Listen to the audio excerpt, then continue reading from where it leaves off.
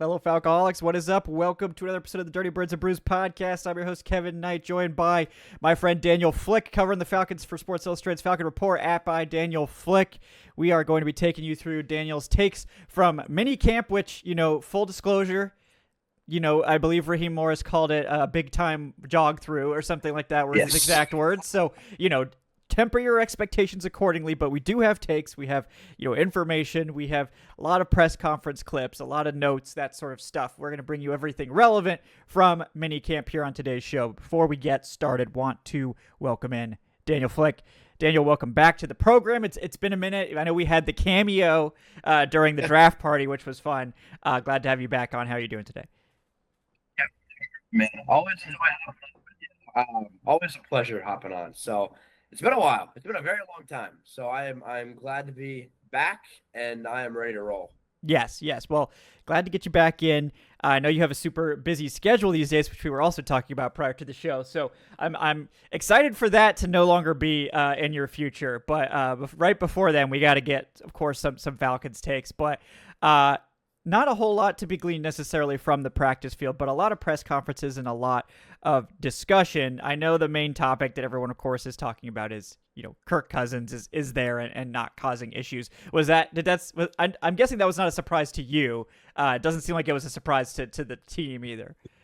No, it wasn't a surprise that he showed up. The surprise to me was that he talked about it on Tuesday. I was not expecting that.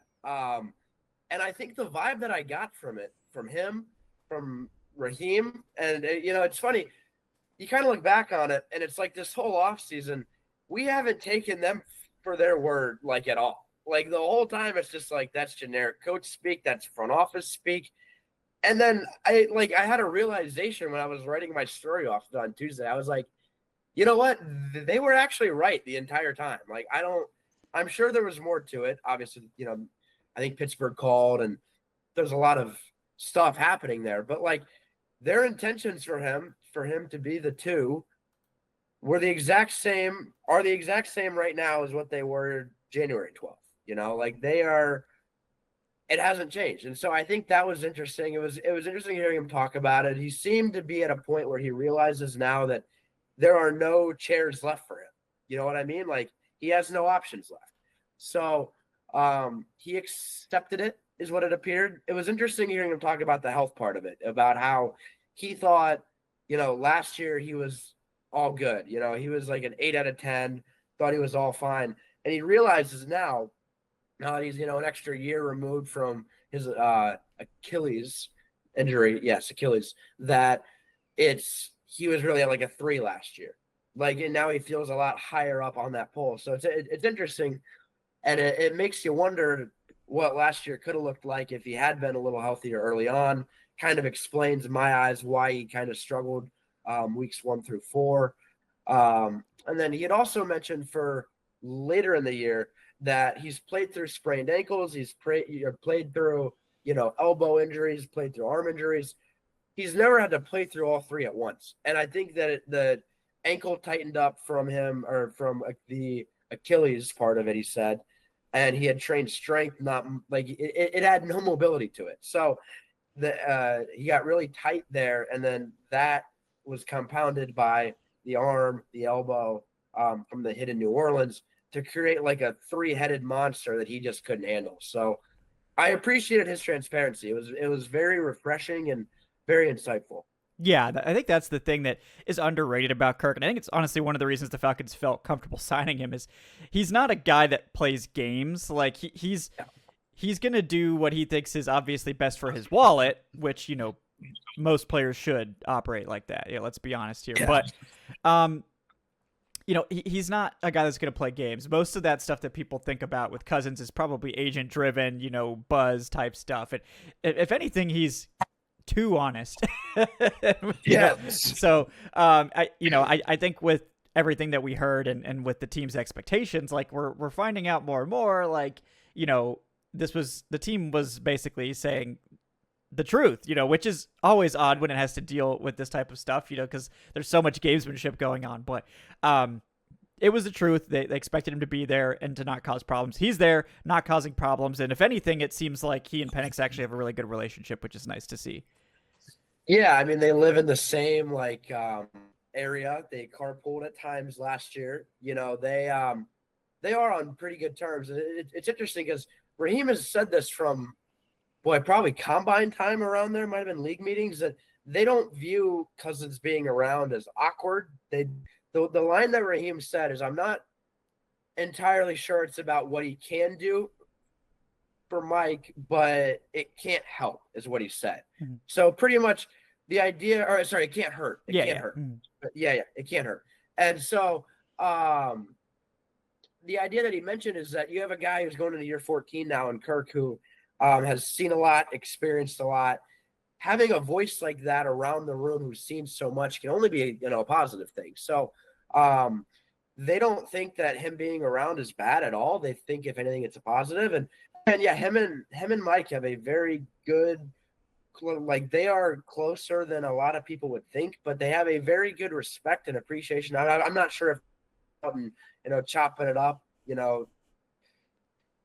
at all, but I know that they have a very good working relationship to where they respect each other, they appreciate each other, and they have a good quarterback room. They have very good conversations in there. It's very helpful, very uplifting. So I don't think that Kirk being around is an issue. I don't know if anybody is. I'm not sure if that's a take that's out there, but he is not hurting their team right now at all.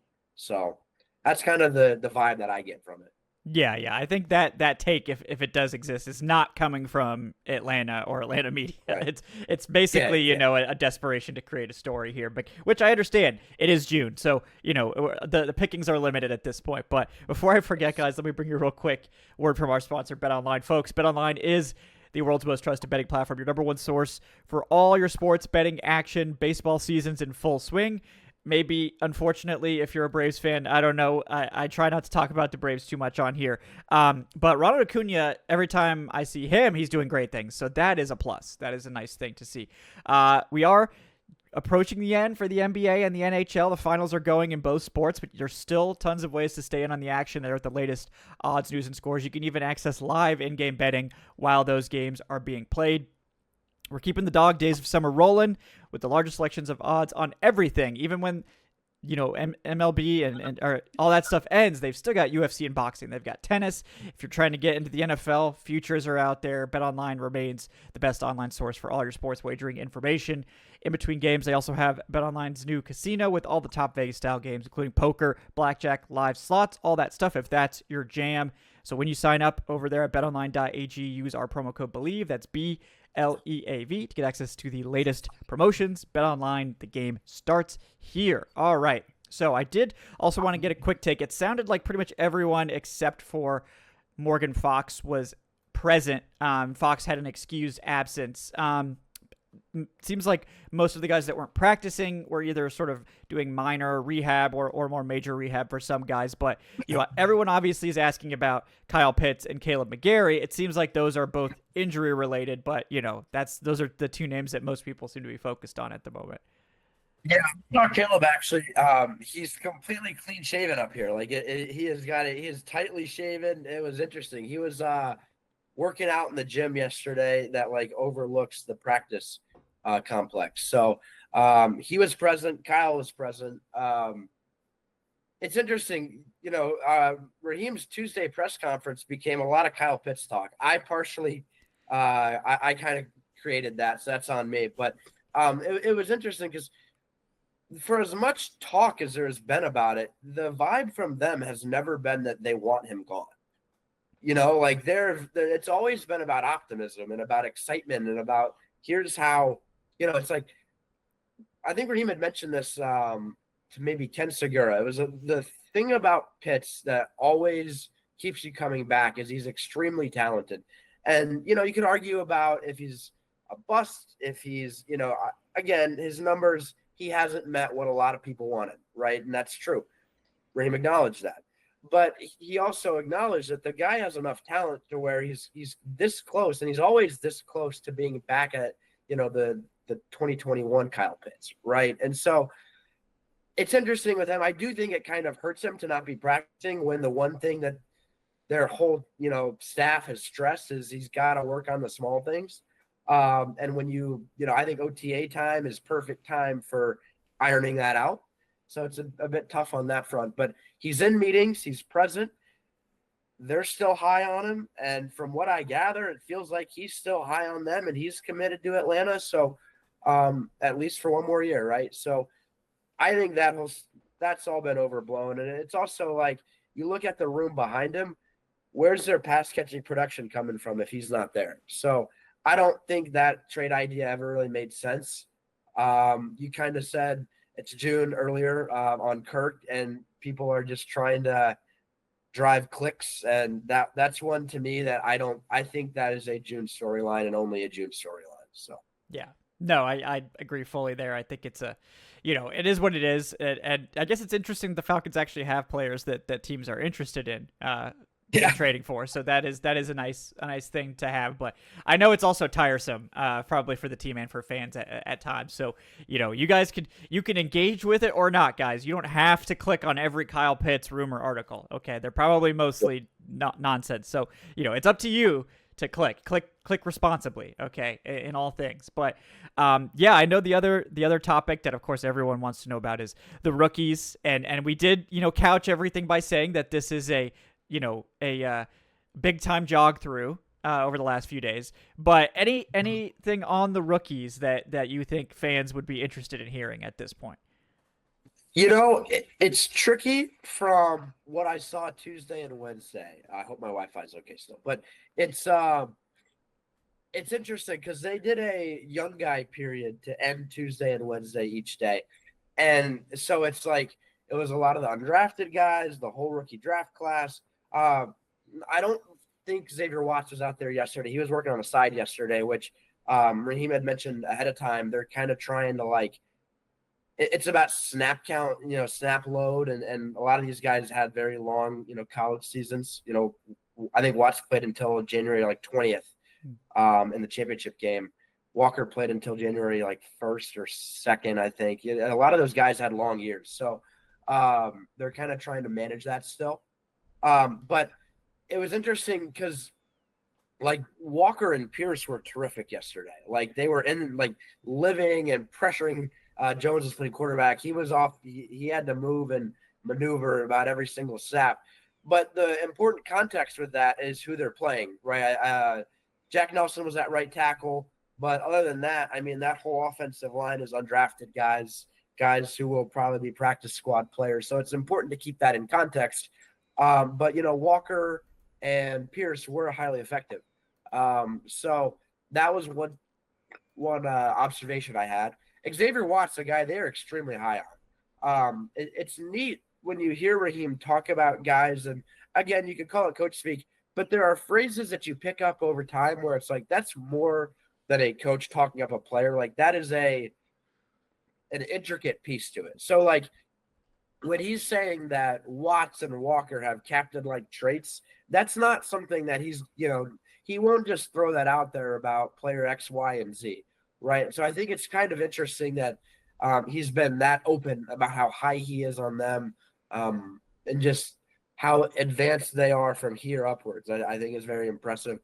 I think Billy Bowman is jacked. That's a very easy takeaway. He is a swole young man. It's been tricky to tell as far as where guys stand because they did one session of team versus team, starters against starters in OTAs that I saw. It was last week's OTAs. So, in that, you're not getting a very good glimpse of where they're at heading into training camp now. Because at the time, again, early on, they're trying to slow play guys. They're not trying to throw guys out there too quick, and they are still trying to watch snap counts and whatnot. So it's hard to get a really good picture of where guys stand.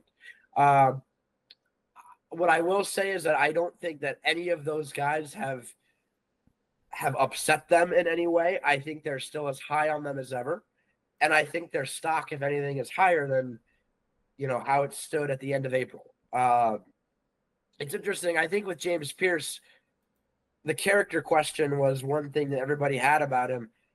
And you start looking at it, they love him. And I I can't help but think he was misunderstood by teams because, you know, he talks with us and he's very short. He will never be a guy, I think, at least publicly, who goes too far into the weeds on how he feels or on how things are. But you get him into a locker room and you get him around his teammates and around a coaching staff, and they love him. I mean, they talk about how he asks a ton of questions, how smart he is, how personable he is. Like, this is a guy who is very attentive, very locked in. And I think that might rub people the wrong way in a 20-minute NFL combine speed dating, you know, ordeal. So I feel like his character was he had mentioned it after he was drafted. He's not really sure where all that talk came from. And you kind of start to feel like he was right in that. And it's interesting because I at least feel like, again, I could only report what had been said and what had been questioned pre-draft. But in my experiences, my interactions with him, and in talking with people who interact with him every day, he has got no character issues that would be concerning in any way. So that, in my mind, that's the main takeaway I have from all of this offseason so far, is that the one question everybody had about that guy was not about whether he could rush the passer. You know, like, we know that he can. He fell because of character. And I don't think the way I feel about it now is I don't think that was a just fall. I think he's fine. Yeah, that was kind of my takeaway from just kind of hearing more about him and getting more context on that, is that I just think he's not a traditional, you know, like the way that some of these teams want their first round pick to be, like this big rah sort of, like, you know, alpha male type guy that everyone, you know, it's just like the stereotypical thing that you think of at that point. And like, there's plenty of room in the NFL for different personalities, but I think a lot of teams are obsessed with their first rounder being this like super marketable, like, we want him to be in every press conference, in every clip, and like want him to give great sound bites and all this. And maybe he could get there, like, if, you know, with as he gets more comfortable, but it's like, that's just, you don't need every guy on your team to be that guy. It's like they got Jalen Walker for that. Like, they don't need that. Like, if you want a face of your class, you know, you could have Jalen Walker do that. And Pierce is just a little bit understated, and I think people mistake that for like disinterest, or that he's like not locked in or something. And I don't think that's been the case for him. I think it's not the case, and I think it's just, he's just a different type of personality, and teams are weird about that stuff, as we've seen. So. Well, yeah, 100%. And, you know, he mentioned it yesterday. He said, "I'm not flamboyant." You know, he wants his play to speak louder than his words. And, you know, that's fine. Like, it's interesting because, as I said earlier, Raheem has mentioned with Walker and Watts, you know, about captain-like traits. Those are two guys who can hold a room with anybody. Pierce is like right in between those two guys in the draft order, right? And so it's kind of like he almost offset it, you know, a bit. But Pierce, I 100% agree with you. Like, he's a guy who is not going to cause issues, is what I gather from it. And, you know, part of it too, he went to a good spot for him. Like, he went to a team with a head coach who is very personable, very energetic, and he's a people person, right? And then you put him into a locker room, you put him, you know, he's locker mates with AJ Terrell. You know, he's got plenty of mentors in that room who have talked to him, who have helped him, who are trying to get him comfortable, and he is, you know, and so he landed in a good spot for him, to where there are so many good voices around him who know what it should look like, who know what a locker room should feel like, a culture should look like. He's on a team with a tremendous culture. Like, that's one thing about Atlanta. You can look at wins and losses, whatever. That is a high character locker room. You know, and I know there's a lot of people online I've seen who are like, I want my team to have a killer mindset and all of this stuff. I'm tired of good guys. I get that. But they have so many good character people in that locker room who are really helping him and helping him acclimate. And I really think he landed in a great spot. And again, I still feel like all the questions about him were overblown, but it's also still just a nice thing to have, to where he is still in a very, very good environment for his personality. Yeah, I agree. So I'm excited. He felt like a prospect that you had to just take a stand on. And I was in. He's Yeah. on the field. Like his style kind of I think confuses people because he looks like a Von Miller, but he's more of like a straight line explosive guy. That I mean, it's not like he lacks bend, but he doesn't have the crazy Von Miller bend. But I think that scared off some evaluators and stuff too. So I'm really interested to see how they deploy him. But I think in this attacking front, it's a great fit for him. So I think it's gonna be really fun to see him and Jalen Walker out there. But you were talking earlier about Raheem Morris talking up players, the coaching staff talking up players, and how it doesn't feel like lip service. And one guy that I think has kind of been maybe the wild card of everything in free agency, kind of surprised people that he was signed, that sort of thing. Divine Diablo, and I know the coaching staff had a ton of praise for him. How do you feel about Divine and that talk up? Because a lot of people are like, oh, well, what are they going to say? It's like, well, I would argue they would just say nothing. Like if a guy's underperforming or not doing something, they just won't say anything. If they are saying something, that typically means that it's been good. And curious what your thoughts are on that development. Yeah, no. So I talked to linebackers coach Rude I think it was like 3 weeks ago now, and it was interesting just hearing him talk about Divine, athletic, long, fast. But the one thing that he said, and I had a story on this I think last week, they still feel like he is not close to like reaching his complete potential. Like they think that he has so much more room to grow, and it's crazy because the guy started I think 42 games. He started each of his I think he started the last 3.5 years in Las Vegas. Like he is a guy who has played a lot of ball, but he's not a linebacker for life, is how Rude said it. I mean, he moved to linebacker. He arrived at Virginia Tech in college as a receiver, moved to safety after his freshman year, and then moved to linebacker as a pro. So he'd never played it before until he got to like NFL rookie minicamp. So he's still trying to learn how to take on blocks. He's still trying to get comfortable playing around a ton of heavy linemen, So he's a guy who, again, I think the character aspect is big, and Caden Ellis is big in that room as well with him. And you start to really feel here that he's someone who's athletically talented enough to be a tremendous, tremendous asset. The mental part of it and the communication part of it, he's also still growing there. And so he's in a spot in a room with a coach who played linebacker for a long time as a pro. He's with Caden Ellis, who is a tremendous linebacker in his own right. And there's plenty of opportunity there for him to play, because there's not really a after Ellis. Troy's been hurt a lot, and he's been hurt all offseason so far. So like for Divine, the opportunity, the snap count is there. He's athletically talented enough and proven that he can play it, and he's in an environment now to where he has the voices around him, the right pieces around him to maximize it. And I think that's kind of what you're seeing, and that's why Raheem praised him as he did.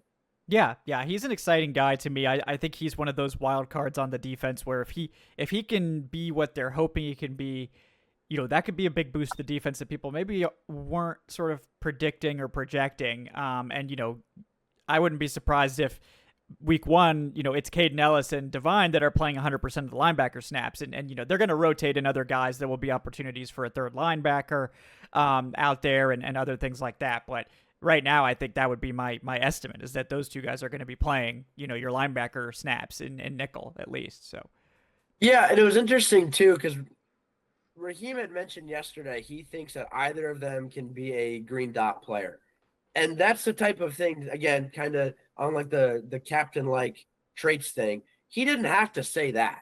Like in my opinion, coach speak is when you start talking about traits and high on this guy and love what he can be, all of that stuff. You don't have to say that he can be a green dot player who can communicate things and orchestrate your entire defense. Like that's another level of it to where it's like, okay, that's actually real.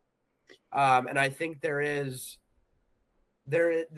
is a substantial comment. Like that is not a comment that lacks meat to it. Like that is a true, like that's how they feel.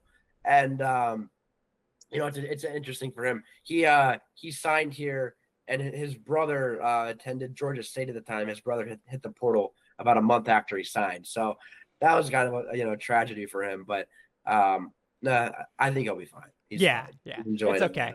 Yeah, he's got the new contract. He can fly his brother out to watch some games now. But yeah, but I do like Devon. I'm really interested to see where that goes. But yeah, I mean, there wasn't a ton, to glean from this. I think we've covered a lot of the stuff. But curious if there's anything in particular that you wanted to touch on, whether it's quotes or notes from practice or anything like that before we wrap up today.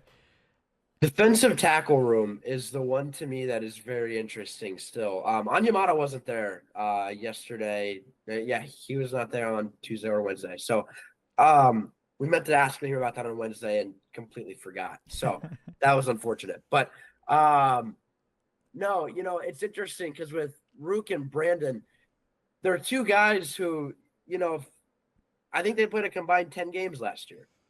And, I think Rook had a very his year was not ideal in a lot of ways. The way that I think a lot of people have overlooked with him is, after he was inactive for a month, he had played, I think, weeks 5, 6, 7, then he got hurt in week 8, and then had to miss the next 5 games. And that is a big hindrance for a young player. And just, talking with him and Brandon for that matter, there is a confidence there and a feeling of last year we weren't comfortable. We're trying to acclimate. This year we're confident. We're trying to attack it. And it's interesting because like Raheem had mentioned this with them that I'd asked him about like what the next step is for them. And he said, you've kind of seen them take it already as far as like, he used the phrase like mental armor, which I've never heard a coach use before, but I was like, okay, I get that, I guess. And I think that's kind of what I'm alluding to is like that they, from like the neck up, they are much further ahead now than last year. And, it's interesting because they are playing in a brand new scheme, have a brand new line coach. There is a lot of moving parts there. I think they miss Grady as well. I mean, each of them talked about how helpful he was last year, but they have a confidence to them and a level of like, okay, I know what I'm supposed to do now. And like, I am ready to attack it. And Atlanta's whole offseason, the vibe that you get from it is that they trust those guys to make a step. That's the one spot defensively they chose not to add to, right? That and cornerback, ironically enough. But you look at it and it's like that's the spot where you need last year's guys to take a step if you're going to be a good unit. And I think they're confident in it. And I think, I get the vibe Rook and Brandon feel like they're confident that they can be the players that Atlanta drafted them to be. Yeah, I'm excited about those guys in particular, and both of them are I think are better fits maybe for this attacking style. I'm interested to see where they're playing, where they're lining up, especially when we get more into team stuff and actual pads, and I think they're very interesting players that I think will have much larger roles this year, like you said, and we'll still see. Like David Onyemata's absence is interesting to me. It's probably nothing more than likely, but he's the one guy on the roster that they could go to for cap savings with a post June 1st release, which obviously it's after June 1st now. So they're capable of doing that. They couldn't do it before June 1st because they had already restructured his deal. So that you can't do a designation if you've restructured the guy's contract. So I don't think they've given any indication of that. So it's purely just connecting dots with like cap savings and stuff. They don't need the cap space right now, so that's also a thing. But that would be one guy I would keep an eye on if they do, try to pull off a trade for like Jalen Ramsey, or they want to sign Jair Alexander. These other guys that have been sort of also dot connected to Atlanta. That could be where they go to create the cap space for a move like that. But if they do move on from Onyemata, there's really not much of a veteran presence at all in the room. I mean, I think at that point it would be take Taquan Graham would be your most tenured guy. So it's making me feel old. But I guess I think like Contavious Street is in there too, and he's definitely a veteran as well. But they'll probably have to add something else there if they do move on from Onyemata. So that would be interesting if they were to go that like super. I mean, they added Morgan Fox too, so they go that super young route. That would be an interesting development. Fox is a guy too who like they have raved about him like in that room from the moment like it was I think Raheem at league meetings just like out of nowhere mentioned how valuable of a piece he is and how touted his character is just around the league. So I would imagine he would ascend and kind of take over that role. But again, he's a guy who's only been in Atlanta now for 3 months. So not exactly the exact same as having a guy like Grady who had lived it for 10 years, right? So it's interesting. His absence was interesting, though. I thought Onyemata, that one was surprising, and I do very much so regret not asking him about it. It just completely slipped my mind until I walked out of the practice field. So yeah, I'm guessing since they said that everyone was in attendance, he might have been rehabbing or working with the training staff like indoors or something, given that, it wasn't mentioned that he was like unexcused or not there. So so we're not sure like what was going on with that, but it'll be interesting to see. I mean, I'm not expecting anything really to happen with that, before training camp necessarily, but we'll keep an eye on it. That's one to monitor. But yeah, Daniel, appreciate your time so much. It's been fun to catch up and get the takes from the ground in Flowery Branch. Guys, he's Daniel Flick at by Daniel Flick over at Sports Illustrated's Falcon Report. Anything else you'd like to plug or let the people know about Daniel before we sign off? Man, I think we're all good. I truly enjoy hopping on with you, Kevin, and hope we have a lot more of these in the future. I think we will. So, guys, I'm Kevin. I'm Falcon Kevin. He's Daniel Flick at by Daniel Flick. Please like and subscribe if you liked today's episode. You could also leave us a 5-star review on your podcast platform of choice. That would be cool too.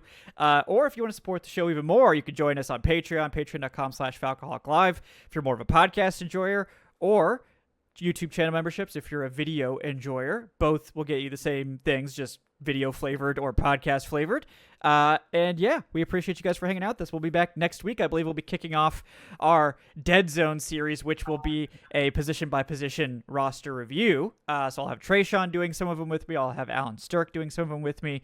We'll get through every position on the roster, talk about what we like, what we don't like, all that fun stuff. And I think next Wednesday we'll have Joe Patrick joining us to give his takes on the offseason program and everything that's transpired as well. But yeah, until next time, guys, thanks so much for hanging out with us here on the Dirty Birds and Brews podcast. Thanks to BetOnline for sponsoring today's episode. We will see you guys next time. Have a great day, folks.